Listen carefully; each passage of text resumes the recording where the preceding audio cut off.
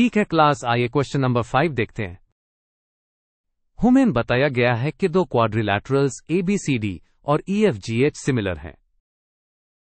हमें एक scale factor काट दिया गया है जो कि 1/4 है। हमें यह भी पता है कि पहले क्वाड्रिलैटरल ABCD का एरिया 64 स्क्वायर सेंटीमीटर्स है।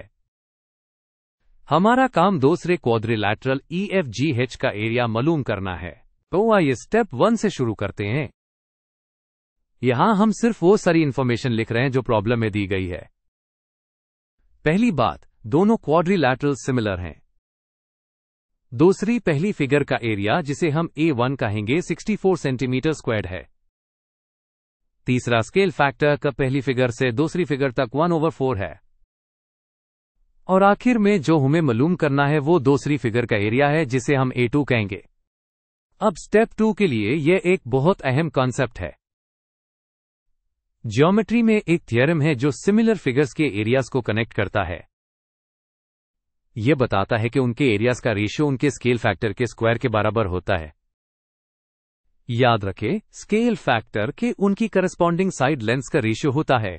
तो जैसा कि आप स्क्रीन पर देख सकते हैं, फॉर्मूला है the area of the new figure divided by the area of the original figure equals the scale factor squared.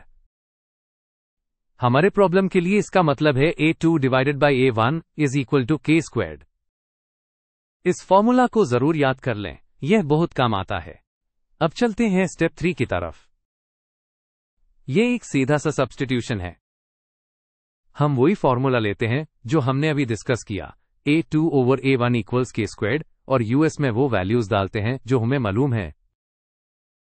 हम A1 को 64 से और K को 1/4 से रिप्लेस करते हैं।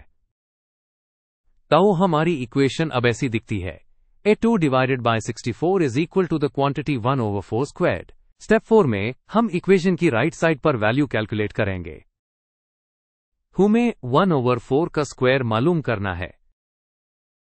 जब आप एक फ्रैक्शन का स्क्वायर लेते हैं तो आप न्यूमरेटर और डिनोमिनेटर को अलग अलग स्क्वायर करते हैं। तो 1 स्क्वायर्ड सिर्फ 1 होता है और 4 स्क्वायर्ड 16 होता है। इससे हमें मिलता है 1/16। अब जब हमारे पास ये वैल्यू है, हम अपनी नई इक्वेशन को अपडेट कर सकते हैं। जैसा कि आप देख सकते हैं, यह अब सिंप्लीफाई होकर बन गई है A2 डिवाइडेड बाय 64 इक्वल्स 1/16। हम जवाब के करीब आ रहे हैं। ठीक है, स्टेप 5 में हम A2 के लिए सॉल्व करेंगे। A2 को इक्वेशन की एक साइड पर अकेला करने के लिए हमें डिनोमिनेटर में से 64 को हटाना होगा। यह हम इक्वेशन की दोनों साइड्स को 64 से मल्टीप्लाई करके करते हैं। लेफ्ट साइड पर 64 कैंसल आउट हो जाएंगे और सिर्फ A2 रह जाएगा। राइट साइड पर हमें मिलता है 1/16 मल्टीप्लाइड बाय 64। अब स्टेप 6 में फाइनल कैलकुलेशन करते हैं। हमारी इक्वेशन है A2 इक्वल्स 1/16 टाइम्स 64, जो कि 64 डिवाइडेड बाय 16 के बराबर है। हमें अपना जवाब हासिल करने के लिए बस ये डिवीजन करनी है। इसको सिंप्लीफाई करने के लिए आप शायद जानते हो कि 16 टाइम्स 4 बिल्कुल 64 होता है। तो हम इसे न्यूमरेटर और डिनोमिनेटर से 16 के कॉमन फैक्टर को कैंसल आउट करने के तौर पर सोच सकते हैं। ऊपर वाला 64 एक 4 बन जाता है। उस आसान सी डिवीजन के बाद हमारे पास एरिया की फाइनल वैल्यू बच जाती है। जैसा कि आप देख सकते हैं, A2 इज इक्वल टू 4। तो हम अपने फाइनल रिजल्ट तक पहुंच गए हैं। दूसरे क्वाड्रिलैटरल EFGH का एरिया 4 स्क्वायर सेंटीमीटर्स है। यह लॉजिकल सेंस बनाता है क्योंकि स्केल फैक्टर 1/4 था जो कि 1 से छोटा है। हम एक्सपेक्ट कर रहे थे कि नई फिगर छोटी होगी और इसका एरिया 4 सेंटीमीटर स्क्वायर्ड, वकी असल एरिया 64 सेंटीमीटर स्क्वायर्ड से बहुत छोटा है।